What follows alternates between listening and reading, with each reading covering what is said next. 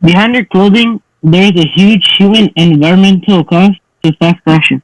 Fast fashion is built on a system of abusive labor practices. Fast fashion is poorly made and designed to be disposable. It quickly gets thrown into the trash. The fashion industry is the second largest industrial polluter, second only to oil.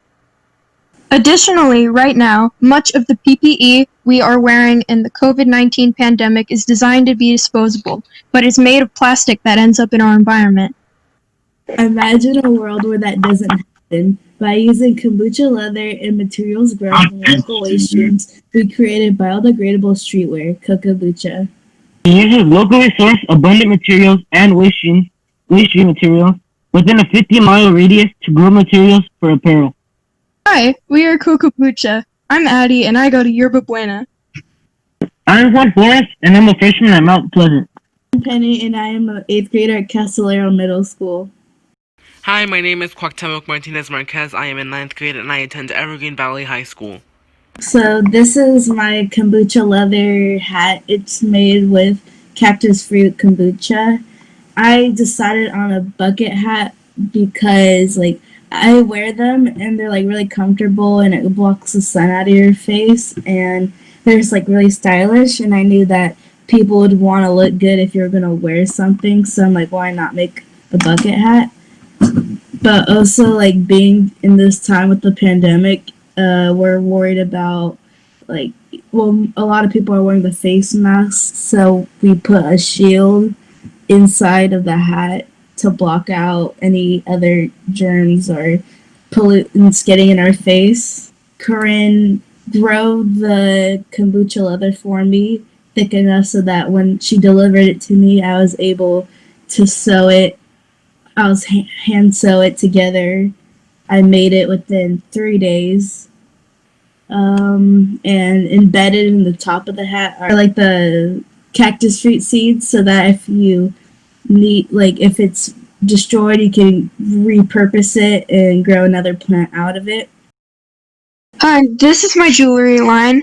I decided to make an assorted group of items because with jewelry there are lots of different kinds, and there are lots of different kinds of plastic jewelry too, which is a big problem because they can't go away. They just stay on the earth, and it's actually a big problem. So I figured, why not try and make these jewelry pieces out of biodegradable materials? That way people can still look good, but they know that their jewelry isn't harming the earth after they're done wearing it.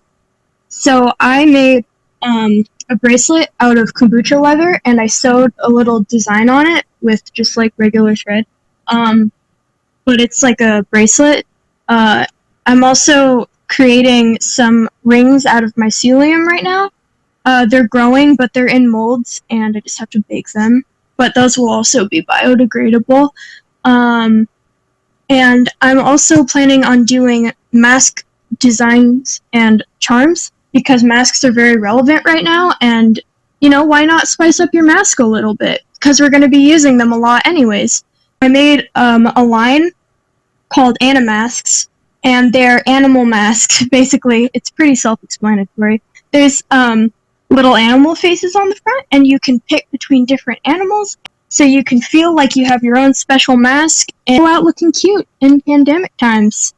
Hi, I'm Juan, and what I have designed are work gloves. And the reason I wanted to do work gloves was because of COVID-19, and also because of I am a gardener, and I work with my dad a lot. So gloves are very important to me. So I don't injure my hands when I'm carrying stuff, or when I'm working with plants that have thorns. So I experimented making stronger biodegradable materials, like the one on the right, which is kombucha leather with the cactus fiber, so that the gloves aren't super fragile and can take a beating.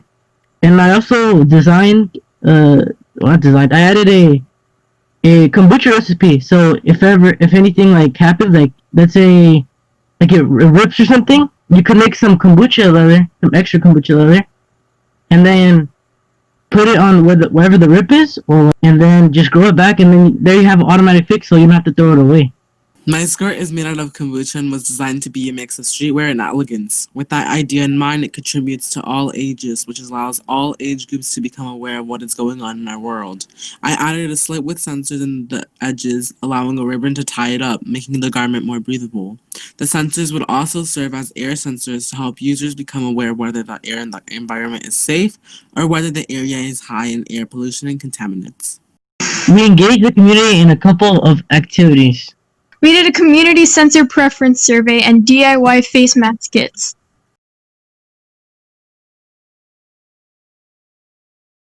Tests we conducted. Number 1, we conducted a sweat simulation to see if kombucha leather dissolved in plain water or sweat faster. We did another test where we fed kombucha culture with cooked cactus fruit instead of refined sugar. And then a third test was that we laser cut kombucha. Number 4, we were feeding mycelium a feedstock of cocoa bean husks. Number 5, blending 2 biomaterials. We combined the kombucha leather with cactus bioplastic in between. And then a 6th test that we did was grow bioassemblies, and we grew mycelium into mesh. We spoke to a guest speaker at Stanford, Matthias Kaplan, and he talked to us about biosensors. Greetings from San Jose, California. My name is Cuauhtemoc Martinez Marquez. Greetings from San Jose, California. My name is Penelope Medina Sanchez. Alright, hello, I'm Juan Flores. Hi, I'm Addie. Awesome. And what's your team name? CocoBucha. CocoBucha. CocoBucha, yeah. Our apparel can help save our earth. Help keep our earth clean with CocoBucha apparel.